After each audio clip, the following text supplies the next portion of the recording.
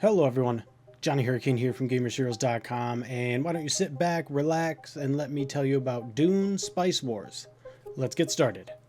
Alright, before we go any further, this is early access, and a code was provided by the publisher. When you first begin the game, this is a tactical strategy game, by the way.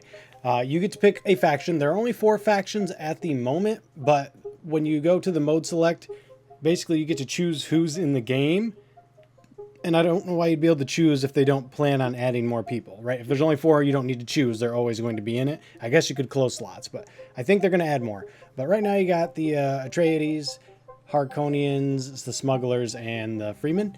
And I picked Atreides. Now, you get to pick council members. Each faction gets different ones.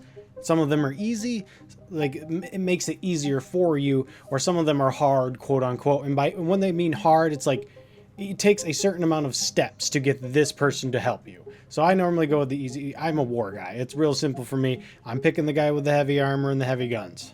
Now, it's a little different from normal strategy games because your base at first does nothing. It's just where you're at. So you need to send out your ornithopter. I know I'm probably butchering these names. I've seen the movie and read the books, guys. Don't worry. I don't remember the names. It's like Naruto and Naruto. But anyways, you're looking for spice. That's the whole point of this game. As most of the factions, you have to pay a tax to the emperor. As the freemen, you pay a bribe to the smugglers to avoid the emperor coming down on you, basically. So you're always paying a tax of spice every month, and it goes up each month. So you need to keep getting spice. Now, of course, nobody's going to let you just take the spice. You have to claim the village near a resource before you can actually use that resource, and you have to fight every village. Normally, they have between 2 and 4 militiamen, basically. Your units, if you're evenly matched, you normally win, but if you're outnumbered, they can win. While spice is king, it's not the only resource you got to worry about.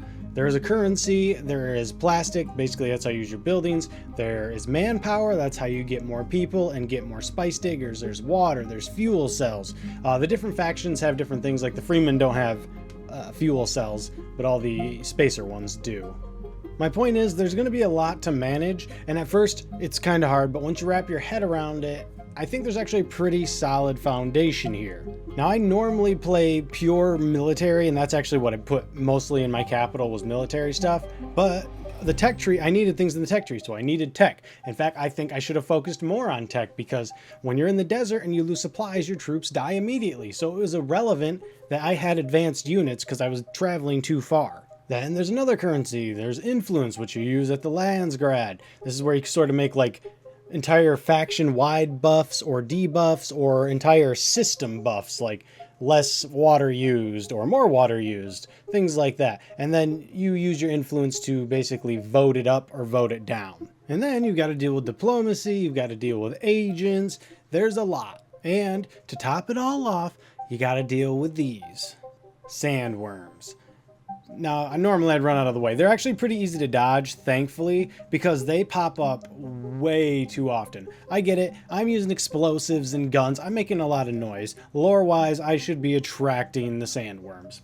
But, my goodness, it's almost like every other time they come out to try and stop me and my troops. It doesn't matter. I'll just run into the fortress and they can't get me. But it's just like, that might need to be pushed back a bit. That's all I'm saying.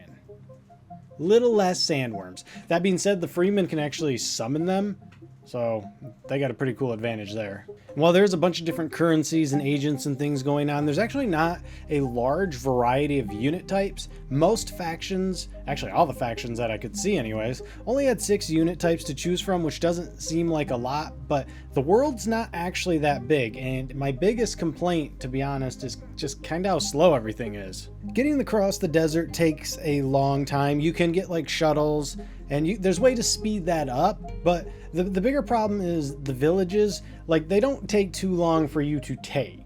But in this instance here, actually, the Harkonians are taking my thing. They're basically causing a rebellion there. I beat them, but since they cause so much stuff, I have to sit in this place until the pillage meter goes all the way down. And by the way, they had to build up the pillage that long. And I get it, it does take a time to pillage. I understand that. You should have that.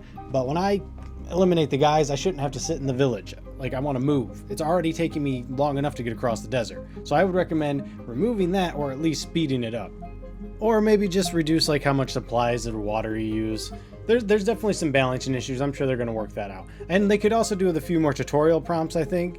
There's a little bit of confusion. Actually, I had an instance, basically I had taken that village right there, or I was going to, and then a flag popped up and said ceasefire, and I was like, okay, whatever, and I started running away because I couldn't do anything, and then when I got away from them, they shot me, so I don't know what happened there, because I would have just steamrolled them instead of getting shot.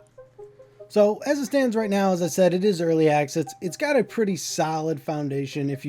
First off, if you like Dune and you like the real-time strategy type of thing, even kind of grand strategy-ist because of how the buildings and everything works out, you should at least check it out, certainly. I had fun with it. I played about 12 hours of it so far. And if, you really dig this style of game, you'll certainly be able to get more out of it. There's a lot when it comes to diplomacy. There's a lot when it comes to tech and the lands grab. There's like a bunch of different positions. I didn't even get into that. I just focused straight up on like build my army as big as I can and just push through people. And if you plan on doing that and you're good at these games, I recommend playing on whatever's above medium. I played on medium and yeah. See, the world's not very big. They weren't very competent is the best way to describe it. All right, but that's going to do it for this preview. As I said, I'm optimistic about it so far. So far, what I've played, I liked. It's going to need some more work. That is for sure. Anyways, that'll do it for me. If you liked what you saw, I got what you needed. Like, comment, subscribe. See you guys in the next video. Later, Gators.